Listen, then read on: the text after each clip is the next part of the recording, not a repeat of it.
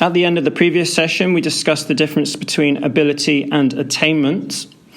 Ability being something that's considered inherent, whilst attainment is a representation of our teaching and our outcomes. And the video I'm about to play will demonstrate the perils of thinking in terms of ability instead of attainment.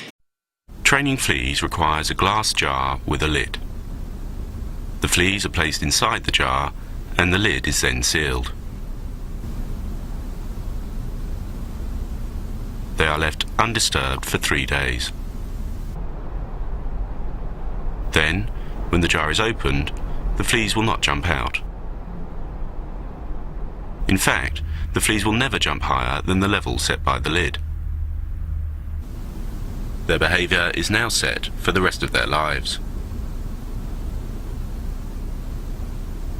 And, when these fleas reproduce, their offspring will automatically follow their example. Education in schools is a linear process. An example on screen is a child joining our Year 7, studying A Christmas Carol for 6 weeks, moving on to their next topic, and then finishing Year 7 and moving on to Year 8, and so on until the end of Year 11.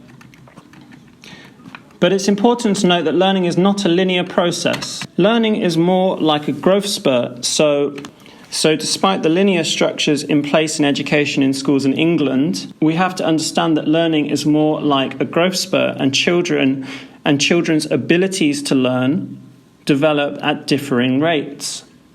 Therefore, if you think in terms of ability, you may be lowering the ceiling on the children you teach in much the same way as the fleas were reprogrammed to jump only as high as the ceiling placed on them. Your expectation of children, if you think in terms of ability, is dependent on that ceiling being as high as possible.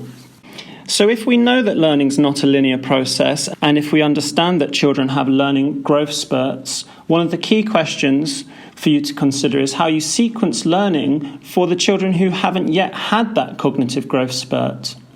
Another curriculum area that will be wrestled with by heads of department is understanding how what's taught in Year 7 links to the outcomes desired of a Year 11 student. And this is underpinned by a knowledge of how what you teach in the first week of Year 7 eventually links to skills or knowledge required for the children to sit GCSE papers. How does the sequencing of learning ensure that the children who haven't yet had their cognitive growth spurts can still have solid foundations as they move through the linear processes, as they progress from Year 7 to Year 8, and Year 8 to Year 9, and so on into their GCSEs? This session's reflective food for thought prompt is on screen now.